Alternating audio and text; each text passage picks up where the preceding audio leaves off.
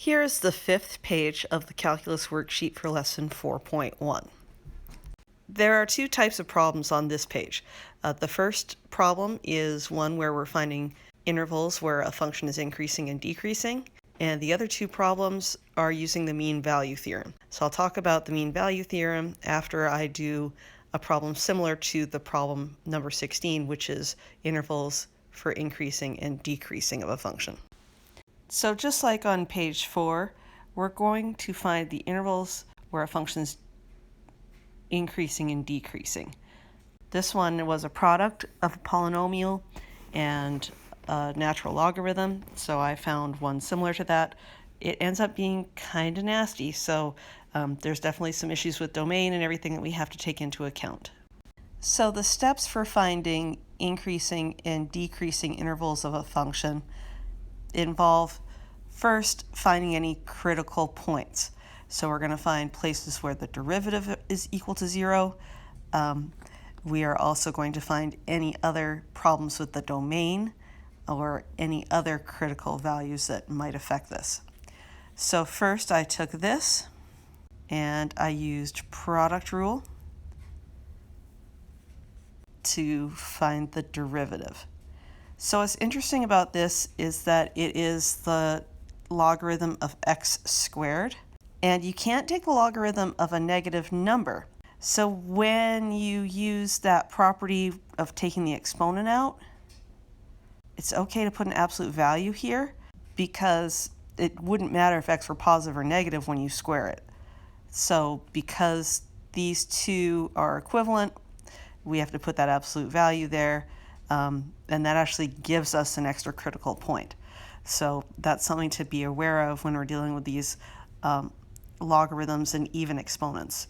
Also, it's important to note that if x is equal to 0, this whole thing is a problem because, first of all, the original function would not be defined, and second of all, the derivative would not be defined because of both this x squared in the denominator, which does disappear, but creates a hole in this as well. In fact, I went as far as to check the limit on both sides as it approaches 0, just to make sure it was equivalent. And in fact, it is, so there's a hole in the function at 0, 0. So going back to the derivative, after we simplify everything, the derivative is equal to 2 plus 2 times the natural logarithm of the absolute value of x. So to find critical points, we set it equal to 0, and then we solve. Using properties of logarithms, raising both sides to e, we get that the absolute value of x is equal to e to the power of negative 1, and so x is equal to e to the power of negative 1, and x is also equal to negative e to the negative 1. Then I plug those values back into the original function to find the y values of those 2 points. And I get, for the positive one, I got negative 2 e to the negative 1.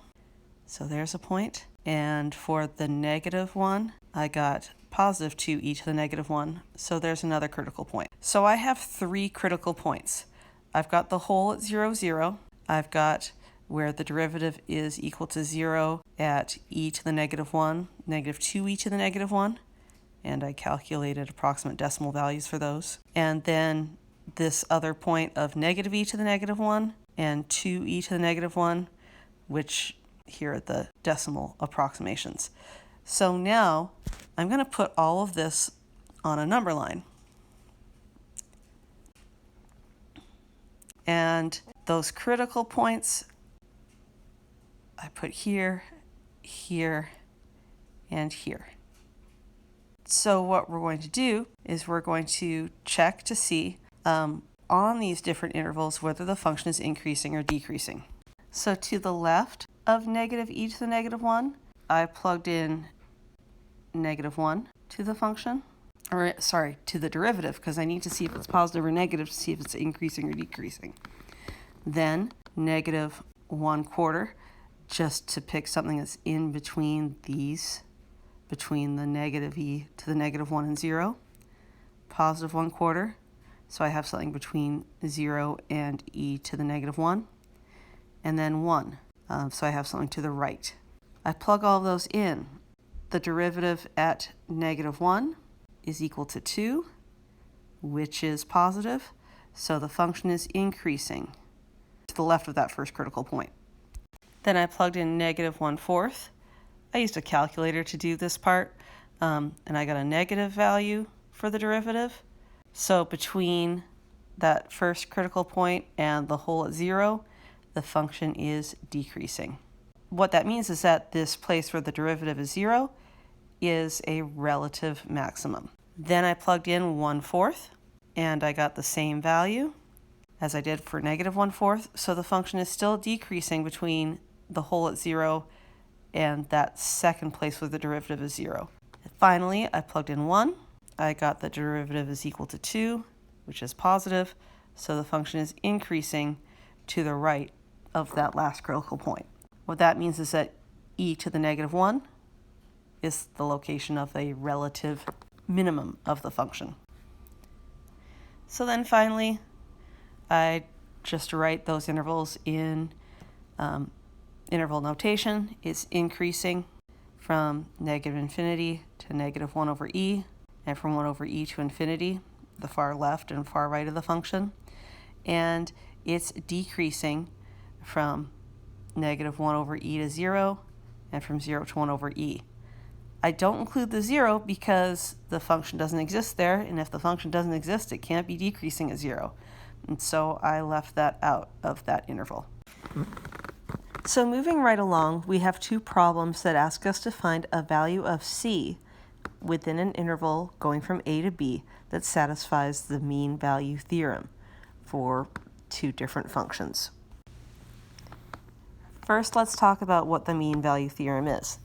The mean value theorem says that for a function that is differentiable between a and b, there is some value c on the function where the tangent line is parallel to the line that connects a f of a and b f of b. So basically what that's saying is that the tangent line at c is parallel to the line created by the average rate of change between a and b. The formula then is pretty easy to remember. The mean value theorem basically says that the average rate of change is equal to the derivative at point C. Even further, going to the formula, this f of b minus f of a over b minus a, which is just rise over run, is equal to the derivative when x is equal to c. An extension of that is Raleigh's theorem, which says that if the average rate of change between a and b is 0, then there's going to be some place c where the derivative's equal to 0 between a and b. Let's go back to the problems now. So problem number 17 asks to find a value of c along interval a to b that satisfies the mean value theorem. And it's just a basic polynomial function, so I created one like it. I created a polynomial function, f of x equals x cubed minus 2x squared plus 4x minus 3. And we are going to find some value c that satisfies the mean value theorem on the interval -3 to 2. Oh, I put f there instead of t. Anyway, so the first step is to find the average rate of change. The average rate of change formula is f of b minus f of a over b minus a, rise over run. So I plug in 2 to the original function, I plug in -3 to the original function, and then subtract them from each other on the bottom, do a whole bunch of simplifying, and it came down to 13. The next step is to find the derivative of the function, set it equal to the average rate of change, and then solve for x, which is actually going to be our c. So that's what I did. It's just a polynomial function, so finding the derivative was pretty easy. Here it is. And then I substituted in c for x, because I'm trying to find c anyway. And I set that equal to 13, which was the average rate of change that I found. This ended up being just a quadratic equation. Had I thought it out more thoroughly, I would have come up with one that was factorable, but I didn't. But that's okay. I solved the whole thing and eventually simplified it so that it came down to 2 plus or minus root 31 over 3.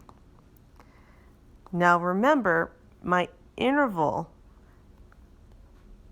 was specified, and I have to make sure that both of these values, 2 plus root 31 over 3 and 2 minus root 31 over 3, are in that interval. Otherwise, it doesn't answer the question properly. So I have to make sure that those two solutions that I got for C are in this interval of -3 to 2. So I just put that in the calculator, figured out what they are approximately. The first one is 2.52 when I do 2 plus root 31 over 3. That one's not in the interval. And 2 minus root 31 over 3 is approximately -1.19. So my answer to the question is 2 minus root 31 over 3. That is the value for C, that when you put it in the function, the tangent line will be parallel to the tangent line, or to the line that connects A, f of A, and B, f of B. On to problem number 18, which is similar to problem number 17 in that there is a function. We're asked to find the value of C that satisfies the mean value theorem on an interval. The biggest difference is that this function is not a polynomial. It has a term that has a variable in the denominator, so that changes things. It also presents a domain restriction, but I've noticed that this interval does not include that domain restriction, so I created a function and an interval that are similar. The interval does not include the domain problem. So my function is f of x equals x minus 3 over x plus 1 on the interval 0 to 5. The first step again is to find the average rate of change. The average rate of change, of course, being f of b minus f of a over b minus a. Rise over run is all average rate of change is. So I plugged in 5, I plugged in 0, all over 5 minus 0, simplified it all, got 17 over 10. The next step is to find the derivative of the function, set it equal to 17 over 10, the average rate of change I found, and then solve for C. So the derivative, the first term just goes to 1. The second term I do low d high minus high d low, simplify it all, plug in C, and set it equal to 17 over 10. Cross multiplied it all, and ended up having to take the square root of both sides, so it ended up being a radical again. I had to check, because it was plus or minus, I've got two different values for C. I had to check those against the original interval, so I converted them to decimal form.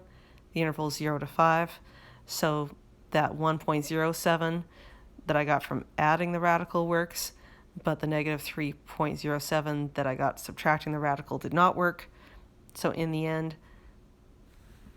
my value for C is -7 plus the square root of 210 over 7. So to review, for finding Values of C that satisfy the mean value theorem. First you find the average rate of change, then you find the derivative, set it so that it's equal to that average rate of change, solve for x, and that is the value for C that would satisfy it.